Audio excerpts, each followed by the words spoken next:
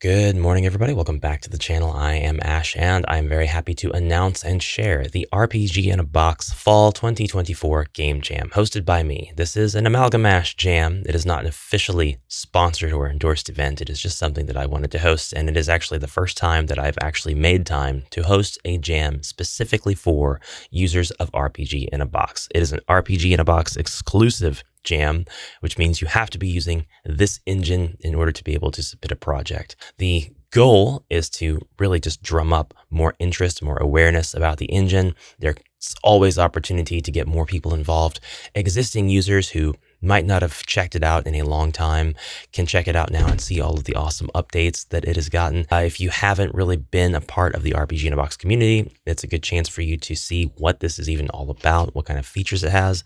And if you've been a long time member of the community and you're pretty experienced and have a few demos and games under your belt already, it's just a shot for you to take a break from your normal project and get into a completely optional, random little game or mini game for you to create just to get your creative juices flowing, perhaps with your main project or just to take a break. This can also be a good opportunity for anybody who wants to challenge themselves within the restrictions of this jam, both optional and mandatory. There is a time limit. This jam starts in about 21 days, and the submission period will go on for about a month, after which there will be a short judgment period. Right now, I'm the only judge. This is just the announcement. I haven't reached out to anybody to judge yet. I don't even know if I will 100%, to be completely honest, with this being my very first RPG in a Box jam. I may not. We're not there yet. We're still announcing. I'm still in the announcement phase. RPG in a Box is a 3D RPG making tool that is powerful, is very capable. It requires no coding or scripting to learn and use. It is developed by Justin Arnold, and it is available on itch.io and Steam, and it has a lot of awesome voxel assets that are created by Sarah Arnold, and it is supported by Slayer's awesome Discord, which is totally fan-driven. There is an RPG in a Box official Discord, but it is actually scaled way back and paired off most of its features to become a support server, and basically will redirect you to Slayer's RPG in a Box Discord server. So for all intents and purposes, that is the one you should be joining at this point. And that is, paraphrased, per the creator of the engine himself. Introduction. Let's build an environment in which old and new developers alike can create. To allow plenty of time for development, this is a typical Amalgamash jam. If you've never ever joined an Amalgamash jam before, I allow a ton of time. It's not like a regular jam where people are just like, oh, you got 2 days, go. And the theme is whatever, random word. This is a much longer window because I know there are a lot of people who procrastinate. They put things off, or life just gets in the way. Otherwise, they have the motivation. They want to put their time into making a project and submitting it. And my goal is to give them the chances and opportunities and push and motivation to do that, and also incentivize them a little bit with a video presentation of their game, one that's not going to rip them apart, but one that is fully cognizant that they had this limited time frame with other things getting in the way. Maybe the jam project wasn't the priority. It's still going to get talked about, played through, showed off. And if you have watched any of the videos on my channel, you already know that. We have a couple of optional themes. These will be 2 of the judged criteria, so you can completely forego them if you're just wanting to join for fun and you don't care for these themes, or you have an idea for a game in mind and you don't necessarily want it to involve the theme, either of the themes. That's totally fine, but it is judgment criteria. So, might score your game lower if you do not introduce these in your submission. Again, though, they are optional. Just because your game scores low doesn't mean it's not going to be enjoyed and not going to be put on the channel and all of that stuff. The first theme is Trick or Treat.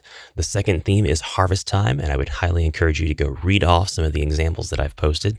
That's just from my limited imagination to help get your juices flowing. The rules. There are 6 rules. These are pretty much eternal rules for all of the jams that I host, and they're only more solidified as time goes on. 1, your submission has to be made using RPG in a Box, so using the title engine, basically. If this was a game jam for another game engine, you would be required to use that game engine. This is an RPG in a Box jam. If you try to submit something that you made in your cell phone game making program, because that happens every single jam, and I'm pretty sure it's the same creator, it'll be disqualified.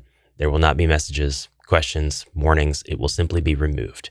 I will pluck it from the jam and I will place it in the garbage bin. 2, your work has to be original for the jam. It can't have been published elsewhere. You have to submit something that you wanted to make for this event. You can't just say, oh, I've got a game, I'm going to republish it here to get more exposure. That will disqualify it. Additionally, you can't take an old project and just slap a few pumpkins on it, change the title, and resubmit it. That will also get it disqualified. I have my finger on the pulse of a lot of the projects that are created in this engine, and chances are that won't happen, but it has been reached out. People have asked before, can I just remake this game that I made a long time ago? No, please do not do that. Rule number 3, your submission to the jam must remain free and accessible. This is an itch.io rule by default. After you submit it, leave it alone. Leave it there. It's going to be free. People are going to download it. Don't charge money. Don't ask for money for it. It's a jam entry. It's just a little work in progress or a demo.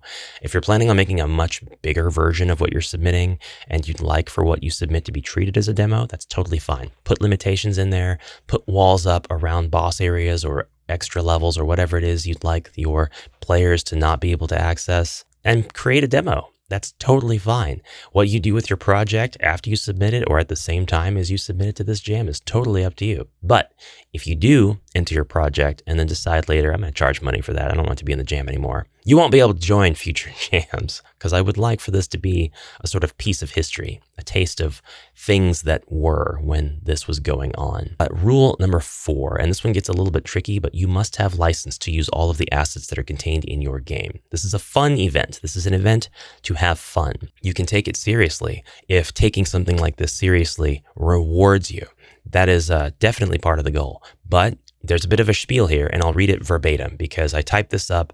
I went away. I had questions about it. I decided it probably need revised if there were questions. I went back and I don't see where there is confusion. So I'm going to read it and I'll just explain as I read. Everything that comes with the engine by default, official DLC, and your own created assets are always acceptable. Music and ambiance from public domain or CC0 sources are also acceptable. Any third-party asset pack that you have the permission or license or ownership to use is also acceptable if the tracks do not also require additional attribution to be played in a YouTube video. So basically, the real-life example that I'm going to give you is perhaps you have been developing games on different engines or this engine for some time now. And over time, you've come to be aware that there are websites like Humble Bundle or other websites, maybe like Fanatical, whatever the case may be, where you're able to get a key or access or license to a collection of music.